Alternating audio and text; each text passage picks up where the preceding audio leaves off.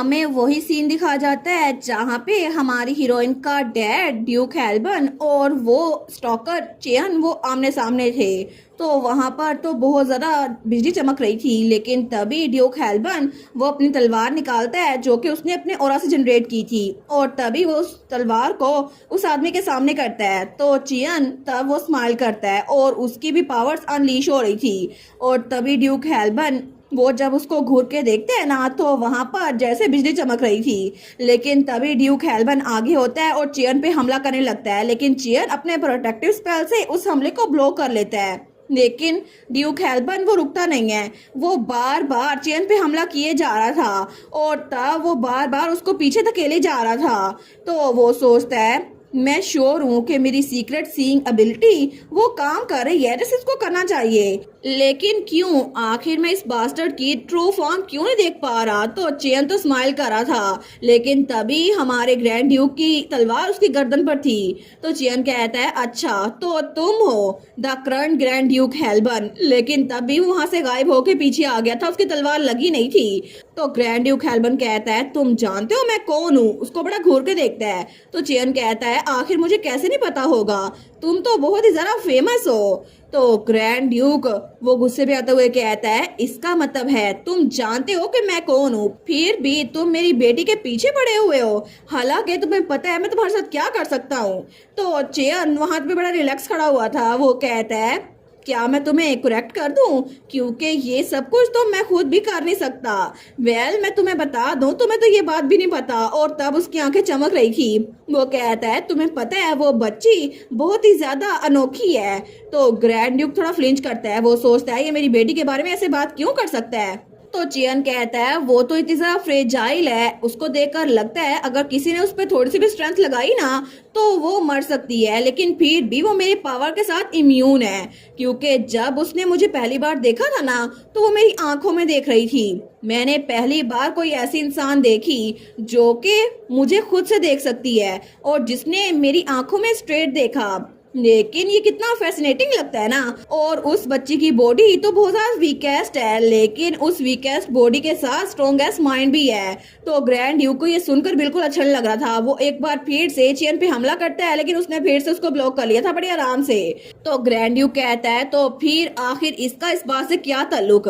तो चेन पीछे होते हुए कहता है मुझे लगता है तुम्हें कोई मिसअंडरस्टैंडिंग हो गई है, मैं तो बस यहाँ पर इसलिए आया था ताकि मैं उस बच्ची को यहाँ से बाहर निकाल सकूं, लेकिन मेरा कोई इरादा नहीं है कि उस बच्ची को हार्म करूं, मेरा रियल ऑब्जेक्टिव वो तो कहीं और है। तो ग्रैंड ड्यूक कहता है तुम्हारा रियल ऑब्जेक्टिव। वो कहता है बिल्कुल, मैं तो किसी चीज को ढूंढ रहा था, तुम्हें इसके बारे में पता नहीं है। लेकिन तभी वो अपना ब्लैक ओरा ग्रैंड ड्यूक की तलवार के साथ अटैच करता है और तभी उसकी तलवार वो टूट रही थी। तो चियन कहता है चलो हम एक दूसरे की स्ट्रेंथ को वेस्ट नहीं करते, लेकिन ग्रैंड ड्यूक तो बहुत ज्यादा शौक था। तो चियन कहता है चाहे कुछ भी हो जाए तुम मुझ पे एक स्क्रैच भी डाल नहीं सकते। और तब उसकी तलवार वहां पे टूट चुकी थी, लेकिन चियन वहां से जाते हुए कहता है अब मैं चलता हूँ, वैसे भी मैं ऐसा लगता तो नहीं लेकिन फिर भी मैं बहुत ज्यादा बिजी हूँ। तो ग्रैंड ड्यूक पीछे ही था, वो कहता है तुम्हें सच में लगता है कि मैं तुम्हें इतनी आसानी से जाने दे सकता हूँ। तो चियन कहता है तुम्हें जरूर लगता होगा कि तुम मुझे रोक सकते हो, हालांकि एक हेल्बन हो तुम, लेकिन फिर भी तुम्हें पता है अगर तुम ज्यादा देर तक यहाँ पर रुके तो तुम भी इस दुनिया के जेर असर आ जाओगे, क्योंकि यहाँ की डार्कनेस तुम भी खुद से खत्म नहीं कर सकते।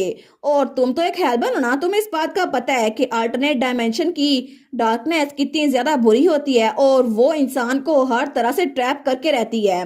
तो ग्रैंड ड्यूक कहता है तुम्हें अपनी सेफ्टी के बारे में फिक्रमंद होना चाहिए, और उसने वो तलवार फिर से जोड़ ली थी। तो वो कहता है ओ डियर, तुमने फिर से इस तलवार को पकड़ लिया, लेकिन फिर भी इससे कोई फर्क नहीं पड़ता। और तब चियन वो अपनी डार्कनेस से एक साथ ही ग्रैंड ड्यूक हेल्बन पे हमला करता है, जो कि उस पे हर तरह से आ रहा था, लेकिन ग्रैंड ड्यूक वहां से उछलता है और तब उस पे हमला करने के लिए ऊपर से वार करता है, लेकिन चियन को तो कोई अंदाजा नहीं था। तो ग्रैंड ड्यूक वो थोड़ा ट्विच करता है, वो सोचता है मैं इसको मार के रहूंगा, लेकिन तभी वहां पर सिर्फ उसका चोगा था और चियन वहां से गायब हो गया था। तो ग्रैंड ड्यूक सोचता है मैंने उसको खो दिया। वो सोचता है ये ओवरवेलमिंग प्रेशर और उसकी प्रेजेंस ये सब कुछ चला गया। मुझे लगता है वो मेरे साथ खेल खेल रहा था और उस पे तो मेरी एबिलिटी भी काम नहीं कर रही। ऐसा लगता है कि वो भी एक इमोर्टल बीइंग है या फिर उसके साथ क्लोज। लेकिन तब उसने अपनी तलवार को फेंक दिया था। वो सोचता है भूल जाओ इसको, अब इनमें से कोई भी चीज मैटर नहीं करती क्योंकि उस बास्टर की वजह से अल्टरनेट डायमेंशन वो तो पहले से जरा करप्ट हो रही है और अगर मैं केयरफुल ना रहा ना तो मैं हमेशा के लिए इस दुनिया में फंस के रह जाऊंगा। वो सोचता है मुझे जल्दी से जाकर अपनी बेटी को ढूंढना होगा और उसे बाहर निकालना होगा। लेकिन तभी उसके पीछे कोई आता है। वो कहता है वलेर। तो वलेर वहीं पर फ्रीज हो गया था। वो सोचता है ये आवाज। तो तभी पीछे कोई लड़की थी। वो कहती है वलेर इधर आओ ना।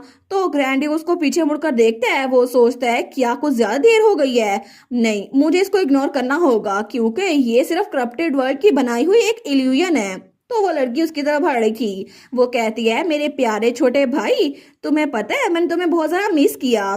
तो ग्रैंड ड्यूक वहीं पर रुक गया था। तो तभी वो लड़की आगे आती है और उसका हाथ पकड़ते हुए कहती है तुम्हें पता है कितना ज्यादा मिस कर रही थी मैं तुम्हें। वो सोचता है इसका हाथ तो बहुत ज्यादा वार्म है और ये तो यूजुअल की तरह कोई इल्यूजन है ही नहीं। मेरी बड़ी बहन वो सच में मेरे पीछे है और इसकी तो एक फिजिकल प्रेजेंस भी है। लेकिन तब वो कहती है मुझे माफ कर दो क्योंकि आखिर तक मैं तुम्हें प्रोटेक्ट नहीं कर पाई। मुझे माफ कर दो कि मैं तुम्हें अकेला छोड़ गई वहां पर बिल्कुल अकेले। वो सोचता है मेरे माइंड में मैं ये बात जानता हूँ कि ये सिर्फ एक चीप इल्यूजन है। मेरी बहन की आवाज, उसकी फैमिलियर सेंट, हालांकि ये वार्मथ जो कि मैं अपने हाथ में महसूस कर पा रहा हूँ, ये सब का सब एक झूठ है। लेकिन फिर क्यों? आखिर मेरा दिल मुझे क्यों बता रहा है कि तुम जिंदा हो। और वहां पर जब वो पीछे देखते हैं तो वहां पर उसकी बहन ही थी सियोनी, जो कि सेम टू सेम हमारी एर्नल की तरह थी और उसकी मोम भी एर्नल की तरह बहुत ज्यादा खूबसूरत थी। तो तब वो तो बड़े प्यार से अपनी बहन को देख रहा था लेकिन उसके साथ ही वो बहुत ज्यादा सैड था।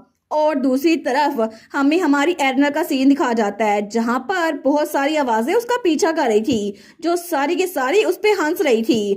तो हमारी हीरोइन सोचती है मुझे बस अपनी आंखें सामने रखनी है, मुझे किसी को जवाब नहीं देना, मुझे हैप्पी मेमोरीज याद करनी है, कोई ऐसा इंसान जिसको मैं मिलना चाहती हूँ। और तब उसने उस आर्टिफैक्ट को पकड़ा हुआ था। वो सोचती है मुझे बस अपनी आंखें सामने रखनी है, डैड ने मुझसे यही कहा था, हैप्पी मेमोरीज, बिल्कुल मुझे किसी ऐसे इंसान को देखना है जिससे मैं मिलना चाहती हूँ। हाँ बिल्कुल मेहन, मुझे मेहन को सोचना चाहिए, मुझे मोम से मिलना है और वो तो एम्पीरियल पैलेस में मेरा इंतजार कर रहे होंगे ना। और मुझे लगता है कि ये आवाजें अब करीब नहीं आ रही तो मुझे बस थोड़ा सा आगे बढ़ना होगा। और ये आवाजें दूर से मुझे सुनाई दे रही हैं, इसका मतलब है वो करीब आकर मुझे हर्ट नहीं कर सकती। और ये आर्टिफैक्ट थोड़ा सा क्रैक हुआ है लेकिन इसकी लाइट वो अभी तक फेड नहीं हुई और तब वो बार बार आगे बढ़ी जा रही थी। वो सोचती है बस थोड़ा सा और, अगर मैं थोड़ा सा और आगे गई ना तो क्या पता मैं वहां पर पहुंच जाऊं जहां पे बाहर जाने का रास्ता है। लेकिन तभी वहां पर वायलन था। तो तब वहां पर कुछ और चेहरे सामने आते हैं और पीछे उसकी पास्ट लाइफ की मोम की आवाज थी। वो कहती है सियोबम। तो तभी वहां पर वायलेंट प्ले होने की आवाज आती है। तो कोई चिल्ला कहता है ली सियोबम, क्या तुम्हें मेरी आवाज सुनाई नहीं दे रही? तो एर्नल वहीं पर रुक जाती है। वो सोचती है क्या, और तभी उसके हाथ में जो कंपास था वो जैसे बिल्कुल टूट रहा था। तो एर्नल वो आगे बढ़ ही नहीं पाती, वो इधर रुक गई थी। तो वो सोचती है मुझे लगता है कि ये काम ये खत्म होने वाला है क्योंकि ये आवाज ये तो मेरी पास्ट लाइफ से मेरी मोम की है। और तभी वहां पर उसको लगता है जैसे वो स्टेज के ऊपर है और उस पे वहां पर स्पॉटलाइट पड़ रही है। तो तब पीछे वहां पर थिएटर में बहुत सारी चेयर्स थी जिनके दरमियान कोई खड़ा हुआ था जो कि उसकी पास्ट लाइफ की मोम थी। लेकिन एर्नल सोचती है मेरे पास्ट लाइफ का नाम यहाँ पर लेना ये तो बहुत ही जरा बुरा हुआ। मुझे लगता है कि अब यहाँ से निकलना मेरे लिए बिल्कुल नामुमकिन होगा क्योंकि मेरी मोम, मैं उनसे कभी भी बच नहीं सकती। और इसी के साथ ये वाला पार्ट यहीं पर ख़त्म। तो आप लोग बताइएगा आप लोग को ये पार्ट कैसा लगा और वीडियो को लाइक और चैनल को सब्सक्राइब लाजमी कीजिएगा। बाकी वीडियोस का लिंक भी स्क्रीन पर नज़र आ रहा होगा तो काइंडली उनको भी चेकआउट कर ले। और thank you so much for watching my videos. Stay safe, bye bye.